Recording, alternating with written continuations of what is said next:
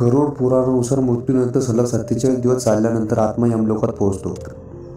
गरुड पुराणामध्ये ही सांगण्यात आले आहे की कशा प्रकारे मनुष्याचा प्राण निघतो आणि कशा पद्धतीने तो प्राण पिंडदान प्राप्त करून प्रेत रूप धारण करतो. गरुड पुराणानुसार ज्या मनुष्याचा मृत्यू जवळ आला असतो त्याला बोलण्याची खूप इच्छा असली तरी तो बोलू शकत नाही. शेवटच्या समय त्याच्यामध्ये दिव्य दृष्टी उत्पन्न होते आणि तो संपूर्ण संसाराला एकरूप समजू लागतो. त्याची सर्व इंद्रिय नष्ट होतात आणि तो जड अवस्थेमध्ये जातो, म्हणजे हालचाल करण्यात असमर्थ होतो. त्यानंतर त्याच्या तोंडातून लाळ गळू लागते. पापी मनुष्याचा प्राण खालील मार्गाने निघतो. त्यावेळी 2 यमदूत येतात. ते खूप भयानक आणि क्रोधाने लळ डोळे झालेले तसेच 5 दंड धारण केलेले नग्न अवस्थेमध्ये असतात. ते आपल्या दातांनी कटकट असा आवाज करीत असतात.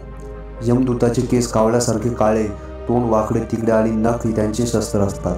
अशा यमदेवांच्या यमदूतांना पाहून प्राण भयभीत होऊन मलमूत्र त्याग करतात. त्यावेळी शरीरामधून अंगठ्या एवढा जीव हा शब्द उच्चारत बाहेर पडतो आणि यमदूत त्याला पकडतात. यमदेवाचे दूत त्या जीवात्म्याला पकडून पाश त्याच्या गळ्यामध्ये बांधून त्या क्षणी त्याला यमलोकाकडे घेऊन जाण्यासाठी निघतात. तो पापी जीवात्मा वाटेत थकला तरी यमदूत त्याला भयभीत करतात आणि नरकातील दुःख वारंवार ऐकवत असतात. यमदूताच्या त्या भयानक गोष्टी ऐकून पापात्मा मोठमोठ्याने रडू लागते, परंतु यमदूत त्याच्यावर थोडीसुद्धा दया करत नाही. त्यानंतर तो अंगठा एवढा जीवात्मा दुःखी होऊन आपण केलेल्या पापांचा विचार करत चालत राहतो. आगीसारखे गरम वाळूवर आणि हवेमधून तो जीवात्मा चालू शकत नाही. तसेच तहान भुकेने व्याकुळ होतो. तेव्हा यमदूत त्याच्या पाठीवर चाबूक मारून त्याला पुढे घेऊन जातात. तो जीव ठिकठिकाणी पडतो, बेशुद्ध होतो आणि उठून पुन्हा चालू लागतो. अशा प्रकारे यमदूत अंधकारूप मार्गावरून त्याला यमलोकात घेऊन जातात. गरुड पुराणानुसार यमलोक 99 योजना वैदिक काळातील लांबी मोजण्यात 1 योजन म्हणजे 4 कोस म्हणजे 13.16 किमी. त्यानंतर यमदूत त्याला भयानक नरक यातना देतात. त्यामुळे तो जीवात्मा यम तसेच यम यातना पाहून थोड्याच वेळात यमदेवाच्या आज्ञेचे आकाश मार्गाने पुन्हा घरी येतो. घरामध्ये आल्यानंतर तो जीवात्मा शरीरात पुन्हा प्रवेश करण्याची इच्छा करतो, परंतु यमदूताच्या 5 बंधनातून तो मुक्त होऊ शकत नाही. मुलगा जे पिंडदान करतो त्यामुळेही त्याची तृप्ती होत नाही, कारण पापी मनुष्याला दान श्रद्धांजलीद्वारे तृप्ती मिळत नाही. अशा प्रकारे तहान भुकेने व्याकुळ झालेला तो जीव यमलोकात जातो. यानंतर ज्या पाप आत्म्याचे मूल पिंडदान करत नाहीत ते प्रेत रूपामध्ये निर्जन वनामध्ये दुःखी मनाने फिरत राहतात. खूप काळ गेल्यानंतरही कर्म भोगावे लागते, कारण जीवात्म्याला नरक यातना भोगल्याशिवाय मनुष्य शरीर प्राप्त होत नाही.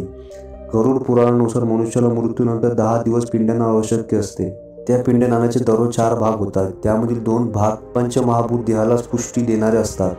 3रा भाग यमदूताला आणि 4था भाग प्रेत खातो. 9व्या दिवशी पिंडदान केल्याने प्रेताचा शरीर तयार होते. 10व्या दिवशी पिंडदान केल्याने त्या शरीरामध्ये चालण्याची शक्ती निर्माण होते. गरुड पुराणानुसार शव जाळल्यानंतर पिंडदानातून हाता एवढे शरीर उत्पन्न होते. ते शरीर यमलोकात जाणाऱ्या मार्गातून अशुभ फळ भोगते. पहिल्या दिवशी पिंडदानाने प्रेताचे डोके, 2ऱ्या दिवशी गळा आणि खांदा, 3ऱ्या दिवशी हृदय, 4थ्या दिवशी पिंडाने पाठ, 5व्या दिवशी नाभी, 6व्या आणि 7व्या दिवशी कंबर आणि त्याखालील भाग, 8व्या दिवशी पाय, 9व्या आणि 10व्या दिवशी तहान भूक उत्पन्न होते. असे पिंड शरीराला धारण करून तहान भुकेने व्याकुळ झालेले प्रेत 11व्या आणि 12व्या दिवशी भोजन करते. 13व्या दिवशी यमदूत प्रेताला माकडासारखे पकडतात. त्यानंतर ते प्रेत तहान भुकेने व्याकुळ होऊन एकटेच यमलोकात जाते. यमलोकात पोहोचण्याचा मार्ग वैतरणी नदीला सोडून 86,000 योजन आहे. त्या मार्गावर प्रेत दररोज 200 योजन चालते. आकाशाप्रमाणे 47 दिवस निरंतर चालल्यानंतर प्रेत यमलोकात पोहोचते. अशा प्रकारे मार्गातील 16 ठिकाण पार करत पापी जीव यमदेवाच्या घरी जातो. त्या 16 ठिकाणांचे नाव: सौम्य, सौरीपूर, नरेंद्र भवन, गंधर्व, शैलागम, कौंज, कुरुपूर, विचित्र भवन, ब्रह्मपाद, दुख, नानाक्रंदपूर, सुतप्त भवन, रौद्र, पायोवर्षण, शिथल्ड, भवभीती अशी आहे एकंदर गरुड पुराण कथा. धन्यवाद.